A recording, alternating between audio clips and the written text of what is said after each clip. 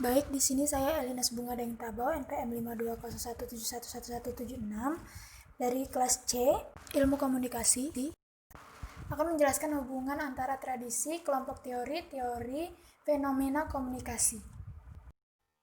Baik, yang pertama adalah tradisi retoris. Tradisi retoris itu intinya adalah seni berbicara. Di dalam tradisi retoris memiliki 4 cakupan, yaitu massa, publik, organisasi, dan interpersonal. Saya mengambil contoh fenomena makan cuy dari Carlos, YouTuber yang termasuk dalam teori retorika, kelompok teori publik, dan cakupannya massa. Untuk yang kedua adalah tradisi semiotik. Tradisi semiotik intinya adalah berpikir ulang mengenai kelaziman, atau lebih simpelnya lagi, tradisi semiotik adalah tradisi yang merujuk kepada tanda-tanda ataupun simbol. Tradisi ini mempunyai 5 cakupan, yaitu budaya, interpersonal, publik, massa, organisasi.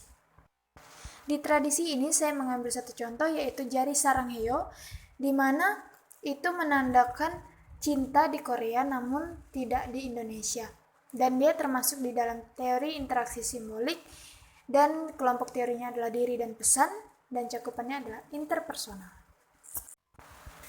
Yang selanjutnya adalah tradisi sosiokultural, yang intinya adalah dari pandangan orang lain, atau lebih jelasnya adalah dia itu merujuk kepada bahwa individu itu adalah bagian dari kelompok yang lebih besar yang memiliki aturan dan pola interaksi yang unik.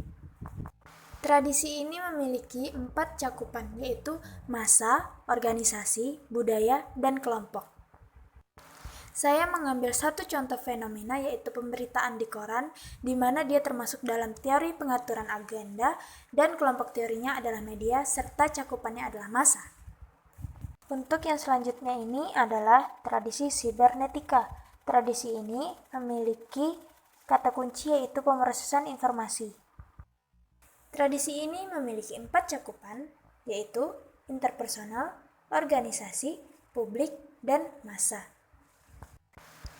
Di tradisi ini saya memberikan satu contoh fenomena, yaitu pemberitaan di TV, yang dimana fenomena ini termasuk di dalam teori pengaturan agenda, serta kelompok teorinya adalah media, dan cakupannya adalah massa. Dan yang selanjutnya ini adalah tradisi kritis. Tradisi ini mencakup semua cakupan yang ada, karena logikanya semua hal bisa dikritis. Tradisi kritis itu mempunyai inti, yaitu advokasi yang jujur. Di dalam tradisi ini saya memberikan satu contoh fenomena, yaitu penelitian wayang, dan fenomena ini termasuk di dalam teori sudut pandang, kelompok teorinya adalah budaya dan keanekaragaman, serta cakupannya sudah pasti adalah budaya. Selanjutnya adalah tradisi fenomenologis, yang intinya adalah pengalaman yang berbeda dari lainnya. Fenomenologis adalah interpretasi pribadi kehidupan dan aktivitas sehari-hari. Tradisi ini mempunyai 2 cakupan, yaitu massa dan interpersonal. Di tradisi ini saya mengambil satu contoh fenomena, yaitu kecewa, di mana fenomena ini termasuk dalam teori pelanggaran harapan, dan kelompok teorinya adalah diri dan pesan, serta cakupannya adalah interpersonal. Dan yang terakhir adalah tradisi sosiopsikologis, yang intinya adalah hubungan kausal, namun lebih dikenal sebagai tradisi yang menegakkan model sebab akibat.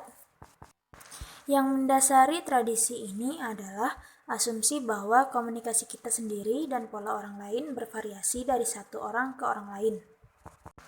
Tradisi ini sendiri mempunyai 2 cakupan, yaitu interpersonal dan cakupan kelompok.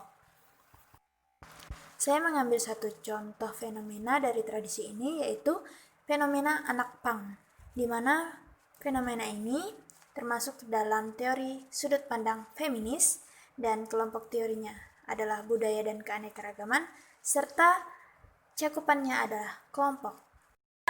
Sekian dari saya penjelasan tentang tradisi komunikasi, kelompok teori komunikasi, serta fenomena komunikasi. Terima kasih.